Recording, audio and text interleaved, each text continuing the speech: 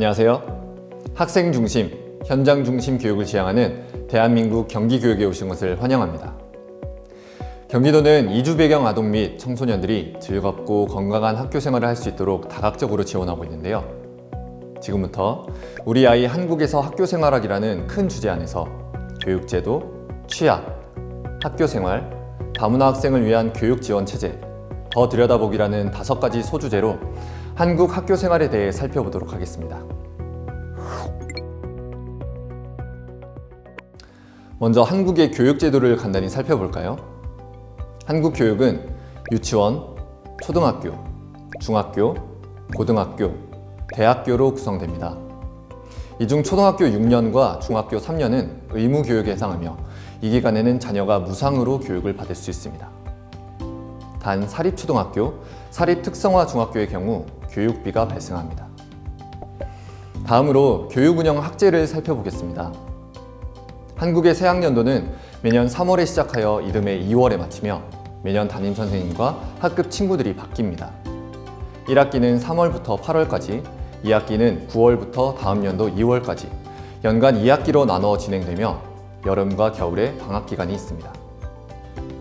학교에 따라 약 일주일 정도 학기 중 봄 또는 가을 방학이 있는 학교도 있습니다. 학교 배정은 거주지 학군에 따라 근거리 학교에 가는 것이 원칙이나 한국어 교육 및 한국 생활 적응 교육이 필요한 학생의 경우 한국어 학급이 설치된 다문화 교육 정책 학교에 취약할 수 있습니다. 다음으로 학교 취약에 대해 알아보겠습니다. 학교 진입을 2가지 용어로 사용하는데요. 1학년 학생이 처음으로 학교 생활을 시작하는 경우 입학이라고 하며 외국에서 학교를 다니다가 한국 학교에 처음으로 진입하게 되는 경우 취약이라고 합니다. 12월 중순 통장이 가정에 방문하여 취약 통지서를 배부합니다. 취약 통지서에는 취약 예정교, 예비 소집일, 입학식에 대한 정보가 있습니다. 예비 소집일은 입학 등록을 하는 날이므로 보호자가 꼭 참석해야 합니다. 이때 취약 통지서를 꼭 챙겨가셔야 합니다.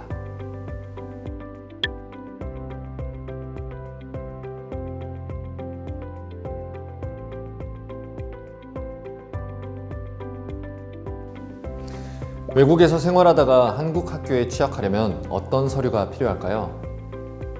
필요한 서류는 다음과 같습니다. 첫째, 입학 원서. 둘째, 출입국 사실증명 또는 외국인 등록 사실증명서. 셋째, 재학 증명서. 넷째, 성적 증명서가 필요합니다. 그리고 다섯째, 예방접종 증명서까지 준비해 주시면 됩니다. 외국에서 발급받은 각종 서류는 공증을 받아야 하나요? 영문 또는 한국어 번역본이 첨부되지 않은 외국 공문서는 한국의 관계기관이 그 내용을 확인할 수 없어 사용되지 못할 가능성이 높습니다. 영문 또는 공증받은 한국어 번역본을 함께 제출해야 실질적인 효과를 얻을 수 있습니다. 몇 학년으로 취약하게 되나요? 한국과 학기제가 다른 국가에서 온 경우 학년 배정은 해당 학교에서 실시하는 진단평가 및 학교별 심의위원회 협의를 통해 이루어집니다. 예를 들어 8월에 3학년을 마치고 입국하여 9월에 한국 학교에 취약하는 경우 3학년 2학기로 재배정 받는 것이 일반적이며 학부모가 원하고 부득이한 경우 최대 2년까지 학년을 낮추어 배정하기도 합니다. 예방접종은 왜 해야 하나요? 어떤 접종이 필요할까요? 단체 생활을 하는 아동기에 감염병에 대한 방어 면역을 길러주어 우리 아이들이 건강하고 행복한 학교 생활을 할 수 있도록 하기 위함입니다. 입학 전 필수 예방접종은 디탭 5차, 폴리오 4차, MMR 2차, 일본 뇌염 불활성화 백신 4차가 있습니다. 대한민국 국적자, 외국인 등록증이 있는 경우 무료입니다. 학교 생활에 무슨 준비물이 필요할까요? 학교 생활을 하는데 필요한 기본 준비물은 아래와 같습니다.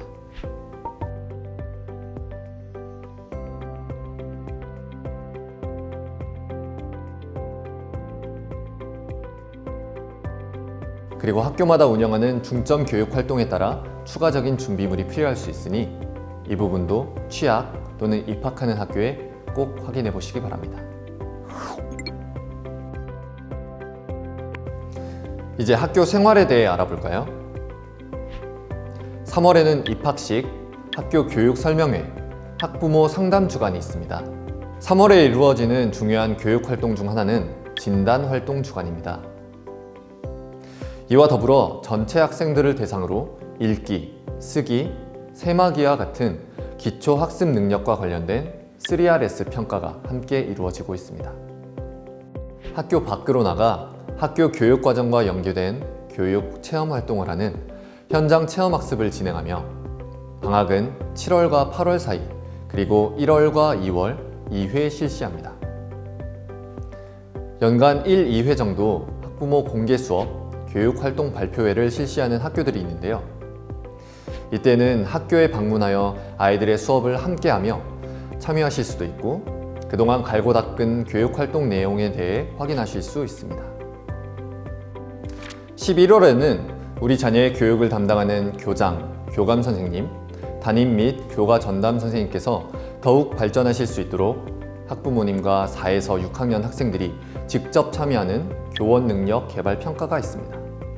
경기도 교육청 혁신학교 기조에 따라 최근에는 학년 말 교육 공동체 대토론회와 같이 학생, 학부모, 교사가 모두 모여 학교 교육을 반성하고 또 그 다음 학년도를 계획하는 행사가 많은 학교에서 이루어집니다.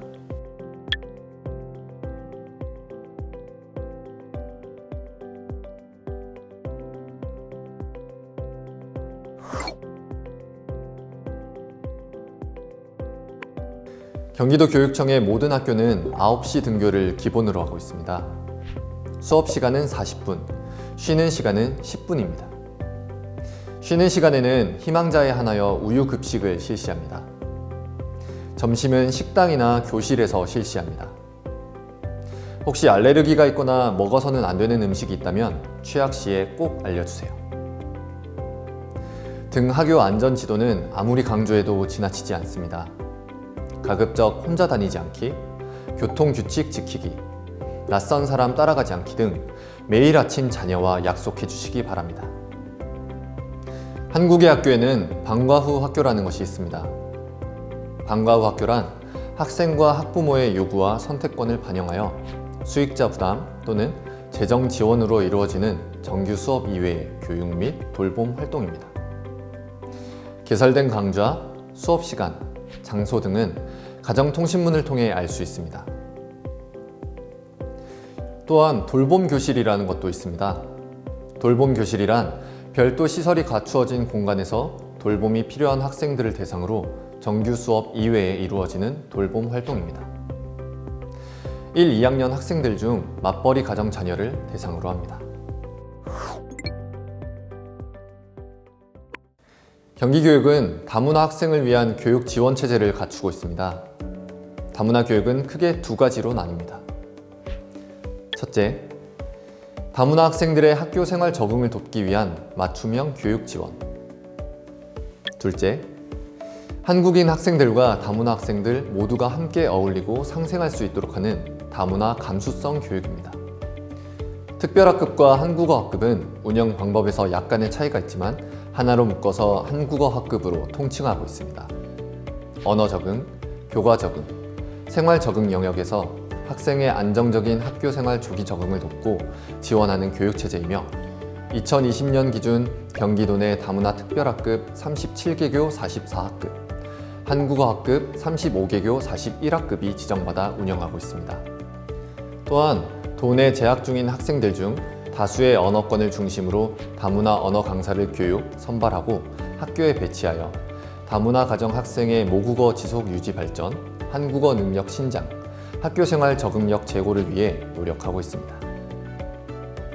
한국장학재단과 연계하여 대학생 멘토링 프로그램을 운영하고 있습니다. 이외에도 모국어 능력 유지, 신장을 위한 이중언어 교재 개발 보급, 이중언어 말하기 대회 등을 운영하고 있습니다. 한국 학생들과의 어울림을 위한 교육 프로그램은 어떤 것들이 있을까요? 첫 번째, 다문화 감수성 교육이 있습니다. 두 번째, 상호문화 이해 중점 학교가 있습니다. 세 번째, 다문화 국제 혁신 학교가 있습니다. 이외에도 궁금한 사항들이 많을 텐데요. 한국 학교를 준비하면서 더 알아야 할 사항들을 더 들여다보기라는 주제로 안내해 드리겠습니다. 첫째, 스쿨뱅킹. 스쿨뱅킹이란 현장 체험학습비, 방과 후 학교 수업료, 돌봄 교실 이용료, 우유 급식비 등 수익자 부담 비용이 발생하는 경우 보호자의 계좌를 통해 자동으로 인출되는 시스템입니다. 학기 초 스쿨뱅킹 신청서 및 동의서가 배부되어 오니 빠짐없이 작성하여 제출하셔야 합니다. 계좌에 잔액이 부족한 경우 인출이 되지 않으니 유의하여 주시기 바랍니다. 학교에서 요구하는 은행에 계좌가 없을 경우 해당 은행에 방문하여 계좌를 개설하셔야 합니다. 외국 국적자의 경우 외국인 등록증과 학교에서 배부된 스쿨뱅킹 신청서를 지참하셔야 합니다. 둘째, 학교장 허가 체험학습. 학습이 학교에서만 이루어지는 것이 아니라 다양한 체험을 통해서도 가능하기에 일정 기간 체험학습을 하고 출석으로 인정받는 제도입니다. 학교에서 인정하는 체험학습 기간을 알아보시고 담임 선생님이나 홈페이지를 통해 체험학습 신청서를 받아 작성하시면 됩니다. 체험학습 기간은 보통 연간 20일 이내입니다. 신청서는 체험학습 최소 일주일 전에 담임 선생님께 제출하셔야 합니다. 체험학습을 마치고 보고서를 작성하여 담임 선생님께 제출하세요. 셋째, 출석이 인정되는 결석. 결석을 하더라도 출석으로 인정되는 결석 사유가 있습니다. 그 사유로는 독감, 코로나19와 같은 법정 전염병으로 인한 결석, 경조사로 인한 결석, 천재지변으로 인한 결석이 있습니다. 그 외로 갑작스러운 사정으로 결석을 하는 경우에는 꼭 담임 선생님께 연락해서 사유와 결석 기간을 알려주시면 됩니다. 넷째, 건강조사서.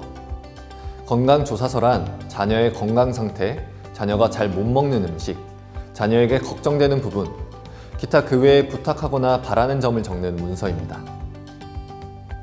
다섯째, 학생 체력 및 건강검진.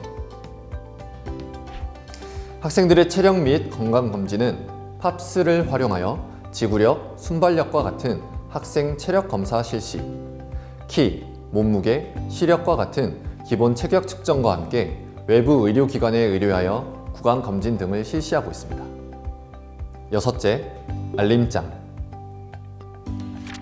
과제나 준비물 등을 적는 공책을 알림장이라고 합니다. 매일 하교하기 전 선생님의 안내에 따라 필요한 내용을 적습니다.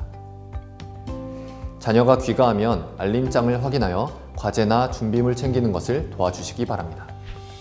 일곱째, 가정통신문. 학교가 학부모에게 각종 교육 정보나 안내사항을 전달하는 양식입니다. 학기 초에는 가정통신문이 자주 배부되오니 알림장과 함께 꼭 확인해주세요. 전달용은 가정통신문 아래쪽에 절취선이 없습니다. 일반적인 교육 정보나 학교 생활 안내를 위한 용도입니다. 회신용은 가정통신문 아래에 절취선이 있습니다. 신청서를 제출하거나 의견을 수합하기 위한 용도입니다. 여덟째, 학교 안전 공제 제도. 학교 안에서 교육활동 중에 벌어지는 모든 사건, 사고로 아이가 다쳤을 경우에 보상을 받을 수 있는 일종의 학교 보험입니다. 신청은 학교에서만 가능하고 학교에서 발생한 안전사고의 경우 학교 안전 공제 제도를 통해 보상받을 수 있는지 담임 선생님과 상의하세요. 담임 선생님이나 보건 선생님이 신청을 도와주십니다. 치료를 마친 뒤에 필요한 서류를 제출하고 치료비를 청구하시면 심사 후 치료비를 지급받습니다. 아홉째, 장기간 모국을 방문하는 경우. 비자 또는 여권 갱신, 가족 친지 행사 등의 사정으로 모국에 다녀오는 경우가 발생할 수 있습니다. 이러한 경우 보호자는 담임 선생님께 최소 2주 전까지 모국 방문 일정에 대해 미리 말씀드려야 합니다. 담임 선생님의 안내에 따라 학교의 학생 출결 관리 규정에 근거한 서류를 작성하고 비행기 왕복 티켓과 같은 한국과 모국 간 교통편을 증빙할 수 있는 서류를 제출합니다. 단, 학교에 입학한 당해 학년도 수업 일수 3분의 1 이상 장기 결석할 경우 차기 연도에 진급이 되지 않으므로 모국 방문 기간을 계획할 때는 유의해야 합니다. 마지막 10번째, 모국으로 다시 이주하는 경우. 외국 국적 학생이 국내 초등학교에서 학업을 중도에 포기하고 다시 모국으로 이주하는 경우 면제로 처리됩니다. 모국으로 재이주하게 된다면 보호자는 담임선생님께 최소 2주 전에 미리 말씀드리고 면제 신청서 및 사유서를 작성해야 합니다. 모국에 있는 학교에 다시 재학할 경우 담임선생님 또는 행정실에 요청하여 한국 학교에서의 학력 인정과 관련된 서류인 국문, 영문 재학증명서와 국문 학교 생활 기록부를 발급받도록 합니다. 추후 한국에 다시 돌아와 초등학교 편입을 희망하는 경우 모국에서의 정규 학교 재학 기간과 교육과정 이수 내용을 근거로 학년을 결정하게 됩니다.